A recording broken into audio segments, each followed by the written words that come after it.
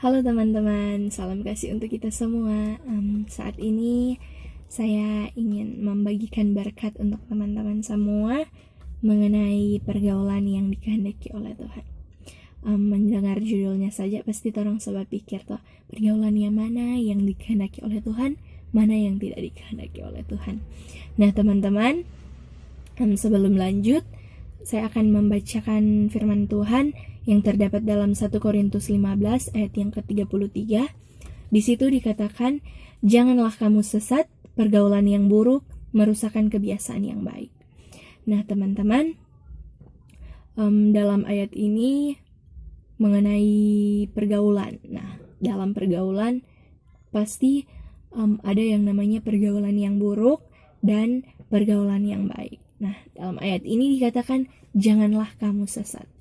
Jadi kita menjadi anak muda Kristen, anak-anak Tuhan, bahkan orang-orang yang dipilih Tuhan, itu orang jangan menjadi orang yang sesat, ataupun jangan orang menjadi orang yang menyesatkan orang lain. Malah orang harus menjadi berkat. Kita semua anak-anak Tuhan, kita semua ciptaan Tuhan yang termulia, orang semua harus menjadi berkat bagi diri kita sendiri maupun orang-orang di sekitar kita, baik itu keluarga, masyarakat, teman-teman kita semua. Kita itu harus menjadi berkat di tengah-tengah mereka. Nah, teman-teman, berbicara mengenai pergaulan juga di sini di ayat ini berkata pergaulan yang buruk merusakkan kebiasaan yang baik. Nah, teman-teman, ketika kita hidup kita sudah berada dalam suatu pergaulan yang baik, sudah berada dalam pergaulan yang dikehendaki oleh Tuhan, teman-teman, kita harus tetap berpegang teguh pada keyakinan kita bahwa kita telah hidup dalam kendalinya Tuhan, hidup dalam kebiasaan yang baik. Nah teman-teman, ketika orang hidup dalam kebiasaan yang baik, pasti ada orang teman-teman yang masih hidup dalam kebiasaan yang buruk, pergaulan yang buruk. Nah teman-teman, ketika ada teman-teman kita yang masih hidup dalam pergaulan yang buruk, orang jangan sampai nyandak batamang deng dorang. Orang harus rangkul pada orang. Nah pada saat orang mau merangkul begitu, biasanya ada teman-teman yang memang keras, yang memang mau dengar apa yang orang nasihati pada orang.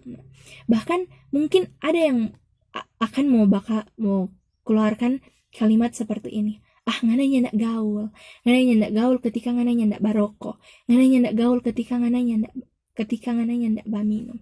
Nah teman-teman, ketika orang mendengar kalimat seperti itu, orang jangan sampai mau baku ikut dengan dorang. Contohnya itu ketika orang mau suka bergaul dengan dorang dan mau suka dorang itu sama-sama dengan orang, tapi karena dorang bilang torang nyandak gaul karena torang nyandak barokok.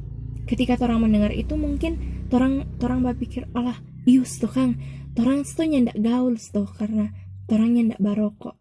Nah mungkin di situ ada rasa penasaran sampai so ingin mau coba itu rokok itu minuman keras itu. Nah jangan teman-teman, orang jangan sampai mau terikut dengan dorang mau coba-coba itu minuman keras yang namanya merokok, itu berdosa.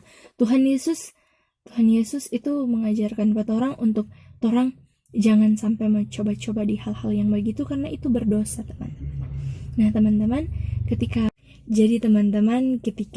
ada orang petamang yang bilang kalau orang nyandak gaul, ketika orang nyandak baminum deng barokok, orang itu harus jadi terang di tengah-tengah orang rangkul pada orang yang takut akan Tuhan, menjadi anak-anak yang boleh menjadi terang di tengah-tengah pergaulannya mereka. Jadi teman-teman, marilah kita semua menjadi anak-anak yang bergaul